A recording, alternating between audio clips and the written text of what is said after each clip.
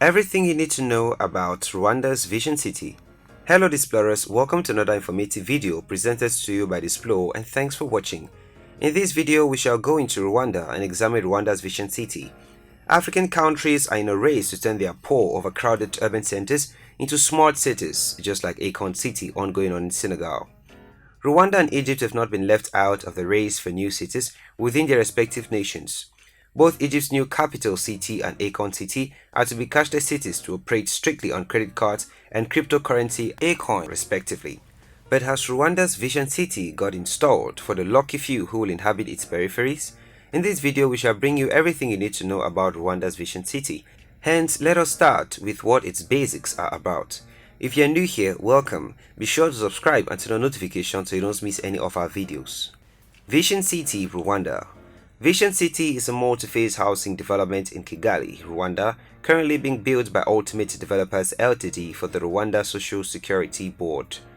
At 4,500 units and a total cost of $150 million, it is the largest residential housing project in the country's history.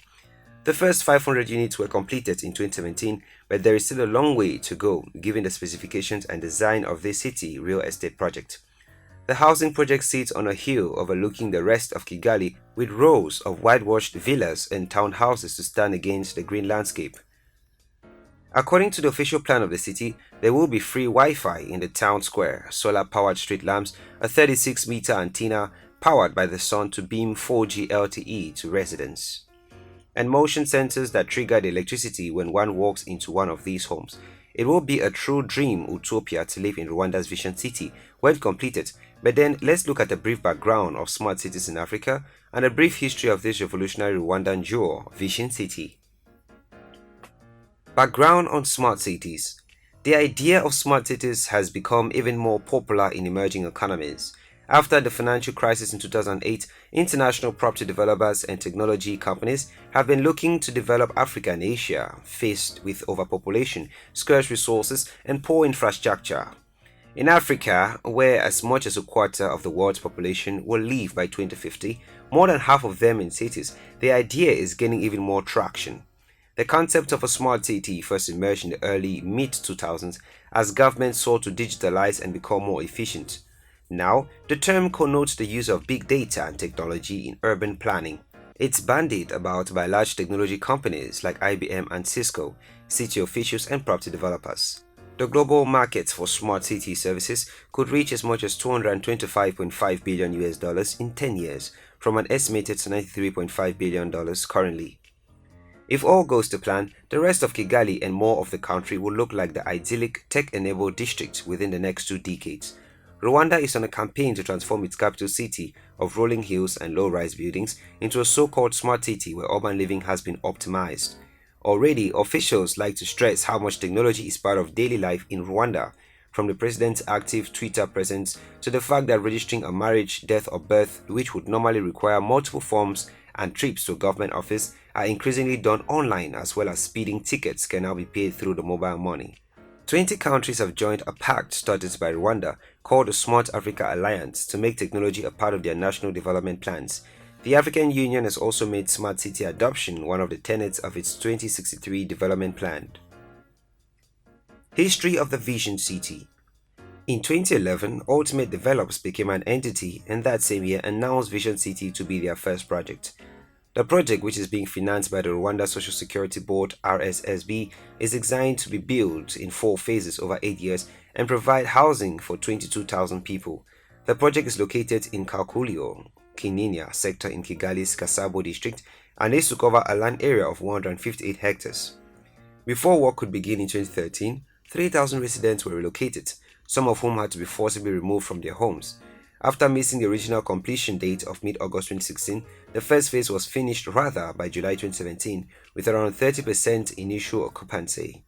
Shortly after completion of phase 1, the developers dramatically reduced prices of all units, citing cost savings due to government incentives and infrastructure support, but many Rwandans believe otherwise, as we will see later in the video. According to the developers, the next planned construction phase is a town center, including stores, restaurants, banking, and educational services. Criticism of the Rwandan Vision City. The first criticism of the Vision City was the fact that the first phase consists of 504 units aimed at high-income earners. This has caused some criticism due to Kigali's need for low-income housing.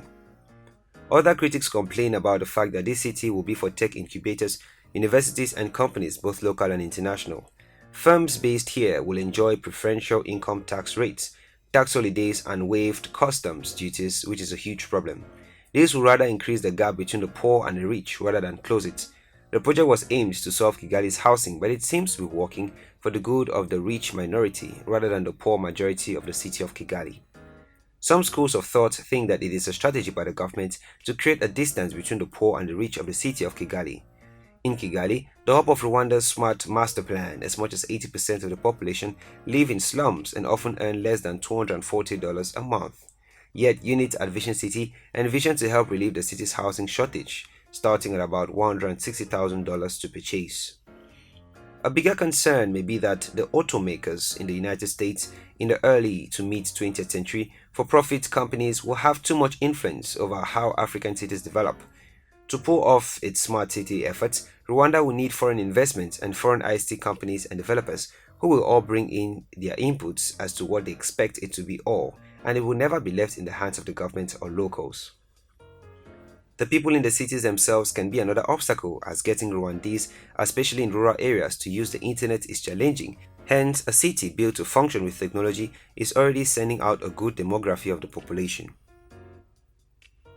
Why Vision City is now called Kagame's Ghost Town.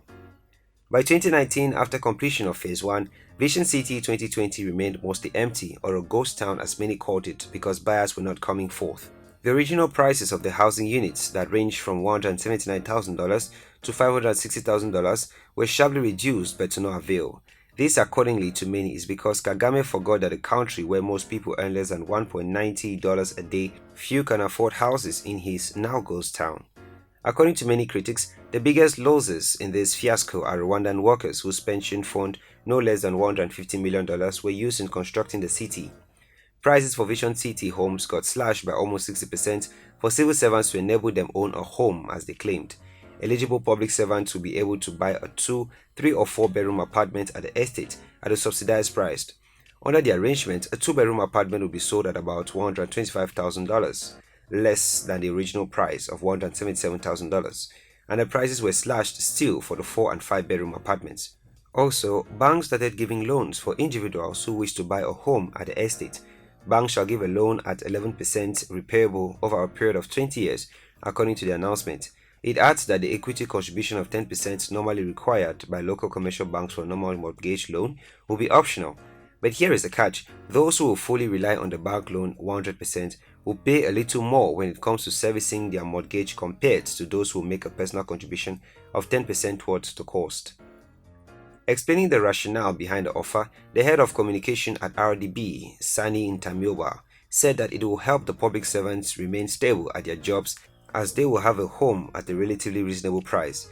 It's a way of retaining talent for the government as well as assisting young civil servants in purchasing their first homes. It's about those who don't have a home to buy their first home at rates that are manageable, he told the New Times. We hope that with these new incentives, the ghost town can become inhabited in time. There you have it, explorers. That was everything you needed to know about Rwanda's Vision City. Thanks for watching this video. If you did enjoy this video, do well to give it a thumbs up and do not forget to subscribe and share with your friends.